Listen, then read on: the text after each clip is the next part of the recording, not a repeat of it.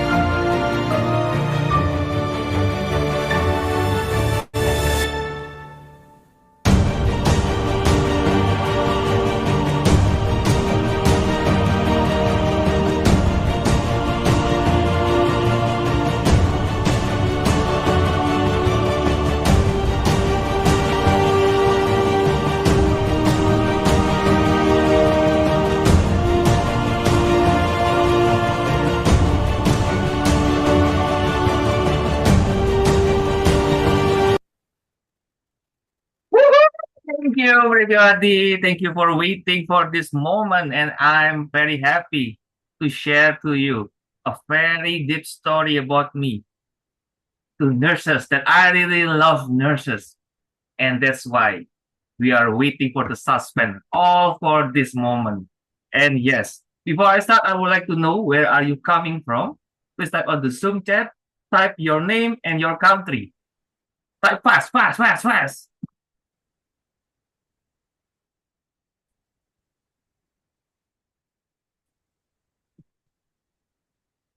Okay, NJ from PH, Adam from New York, Mario from US. Okay, thank you, everybody. And yes, this is not just regular education. This is my humorous speech mixed with motivational and also inspirational. So if you have got some glitches here before the technique, it's all, of course, not prepared. We are not prepared to do that, but it is what it is. It's happening on all meetings. So yes, we need to understand it. Okay? So yes, Michigan, Connecticut, South Africa, UAE, New York. Oh, nice. Alchan, Malaysia. Thank you. Malaysia, Philippines. Okay. Yes. Okay, let me start with my speeches. Router Through the Pain, a Patient Story by E.T. I never thought humor would be part of my healing. Yet after shattering my leg, it became a lifeline.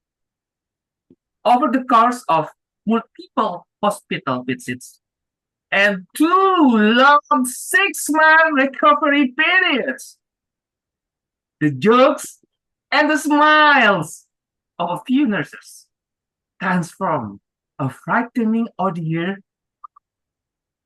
into something that I could bear. And as a patient, I want nurses and health leaders to know your humor matters as medicine. And here it is for you, the slides. Can you see the slides? This respond? Yes? Yes. Okay, thank you. So here's the patient story, right? Because humor heals. We as nurses have the compassionate care, right? We are warm, empathetic with the presence itself. And remember to light-hearted jokes. It is timely and also gentle humor. And also the encouraging smiles. Wow. Non-verbal restaurants. And the patient connection between the patient, the nurses, and the doctors. It is building trust and the safety, and also reduce fear, calm, anxiety, and stress. And it is the wrong road of recovery, everybody. Okay, here goes. It began with an accident that left my tibia, the shin bone, in pieces. It was immediately admitted to the hospital and spent the first week immobilized in a cast, in constant pain. Every week for months, I returned for checkups, new casts, and eventually physical therapy. I was often alone with Aline, living on crutches or a wheelchair, feeling anxious and vulnerable. And as one researcher noted, humor is a means for managing threatening situations like hospitalization. And I felt that truth when you cannot walk and the future is uncertain.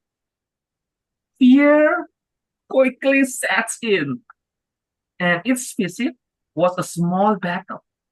Before surgery, I could not put weight on my leg for 6 months, constantly fearing that I would step wrong. And after the first doctor's appointment, I felt disheartened. The waiting room was cold and impersonal. I remember thinking how endless this journey might be. But then something happened. A nurse breezed in with a chuckle and a one-liner about the hospital band playing "I will survive, I will survive, I will survive" for all the clutches. It was cheesy, but I laughed. And in the moment, the tension broke. I felt just a bit lighter. And over time, my story repeated itself. When bone fragments would not meet properly, the surgeons decided to install a metal intramedullary rod to keep the pieces alive. This metal pad in my leg meant another surgery and another 6 months of limited mobility. I still could not walk properly. Now I had 2 long stages of rehab. One before the rod and one after. The routine was grueling. Months of physiotherapy, daily exercises, and reliance on crutches or a wheelchair for every move. And during both periods, I saw dozens of nurses and aides. Each new person I met had a chance to make my day better or worse. And a nurse, they changed everything. One afternoon, after a particularly painful therapy session, I was curled up on the hospital bed clutching on ice pack. A nurse came in to check on me. Instead of straight professional talk, she flashed a big grin. And it said something silly like, "I see the crutches have you rocking the runway model today." Oh, it was clumsy, not joke. But I burst out laughing from my tears of pain. And that small moment of laughter did something. This, I felt the tightness in my muscles case, the edge of the pain gulp. In fact, science backed this up. Laughter triggers our body to release endorphins, natural painkillers, and lower stress hormones. I distinctly remember thinking, I'm not crazy. It feels like this really helped. Ooh. In that minute, I forgot about the X-ray machine, the stereo holes, even the dropping in my leg. I felt cared for, seen as a person, not just another case. And that nurse didn't just tell jokes. She built trust and human connection. Research shows that shared humor between patient and nurse enhances feelings of closeness and togetherness, and may be used as a coping mechanism in a stressful situation. It helped me to trust a team.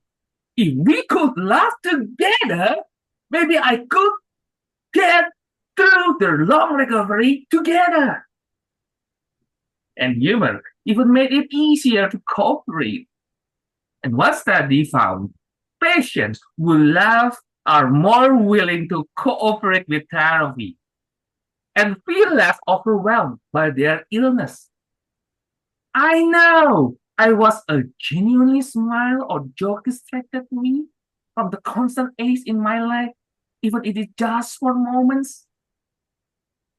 It released tension in my body, exactly as the Mayo Clinic says. Laughter can shoot tension and relax muscles. It made me feel human and cared for, boosting my mood when everything else feels bleak. And nurses, they change everything. Its ritual interaction pile up. One nurse made up a goofy nickname for my leg cast. Casper, the friendliest bone. And later, another did a playful dance when I finally hopped to the restroom by myself. It is literally like this in the video right now. If you can see, of course you can see, right? This kind of movement that I did with my clutches. People started saying that I'm a dancer. But no, I'm not a dancer. I'm really, really not good at this, at dancing. And later, another did a playful dance when I finally hopped to the restroom by myself. And those moments became highlights of my day. Over time, they helped reduce my anxiety about the whole process. And before and after the metal rod. After 3 months, the decision was made. Surgeons would insert an intramedullary nail, a long metal rod, inside my tibia to hold it together. This device is literally a long cylinder of surgical metal placed inside the marrow cavity of the bone. Its purpose is to stabilize the fracture so it can heal in the correct position, letting me eventually walk again. And yes, if you can imagine the X-ray of my tibia showing the metal inflammatory nail surgically insert to hold the fractured bone together. But yes, I purposely not put all of those scary pictures in here. But instead I put on some funny gif here, just to make sure that we are running about the laughter moment in the pain itself. And that surgery was a turning point. The metal rod meant a more stable healing process. The rods and nails support the bone while it heals, which allows patient to put weight on the leg or arm faster, as the specialist note. In practice, it did let me start putting a bit of weight on that leg sooner. But recovery was still long. I spent another 6 months in the head, relearning to walk and getting used to the hardware inside me. It was physically painful and mentally frustrating. Each small step felt impossible at first. Yet, even this second half moments of humor that kept me going in physical therapy when I was wandering around in a walker, one nurse quipped, "Nice pass! A real high patient cast!" And we both collapsed into giggles. Another time, after a swelling check, a nurse mock complained, "Your leg is looking too skinny in that X-ray. You must eat more hospital jelly." These jokes did more than amuse me. They empowered me. They made me feel like I had an ally on my side. People rooting for me in the tough moments. Its laugh was a reminder that beyond all the scans and the procedures, there were real people who cared. And by the end, standing upright without help felt almost miraculous. I learned a lot from this journey. For one, I learned that medical treatment is not only about bones or pills. Emotional support is part of healing too. The nurse's humor wasn't unprofessional. It was healing, as one authority puts it. When it comes to health, humor is an underrated medicine, which nurses can use to help ease a patient's physical and mental stress. I live that reality. And here it is, the last but not least, a prescription for compassion and laughter. Looking back, I now appreciate how every laugh shortened my recovery. Studies back this up. Laughter relieves pain, ease stress, and even boosts the immune system. In nursing, humor builds trust and coping. One meta-analysis of patients with serious illness found that humor in care deepens trust and help patients cope with trauma. Humor wasn't a random extra. It was as good as, or even better than, a drug. In moments, and Viktor Frankl famously said, humor affords an aloofness, an ability to rise above any situation, even if only for a few seconds. And I felt that on the toughest days. To the nurses, to the doctors, and the students listening, never underestimate your smile. The next time you see a worried patient, remember me. A kind of word or a light joke could be exactly what they need to get through the hour. Laughter may not replace pain medication, but it can make the medication work better and make the patient journey felt shared. And the key lessons: laughter alleviates pain, it triggers endorphins and relaxes us. Humor builds trust, and sharing a joke creates closeness and help patients cooperate with care. And patient feels humanized. In a scary, sterile hospital ward, a laugh from a nurse reminds us we are people, not problems. In the end, I fully healed. My leg bones knit together stronger than before. Thanks to the boat, to the metal and the countless moments of levity. The nurse's humor wasn't just a welcome distraction. It was part of my treatment. As one nursing leader put it, if we don't laugh, we'll cry. Thank you, nurses, for choosing laughter. For me, it truly was the best medicine. And here is some of the resources that shows humor in healthcare relieves stress, ease pain, and strengthens nurse-patient bonds, reflecting my own experience as a patient. Back to you. Thank you, Toastmaster Eleos. Again, our keynote speech was an HIM speech, a humorous, inspirational, and motivational speech. So, Toastmaster Eleos, when I see somebody in cast now, I will remember you. I can only imagine what if that same person would be undergoing the same experience that you have undergone. Although I have a knock-knock joke, not really a knock-knock joke, but to everyone, what is the difference between an oral thermometer and a rectal thermometer? Anyone? Okay, so What? nobody dibs on the answer. The taste is the difference.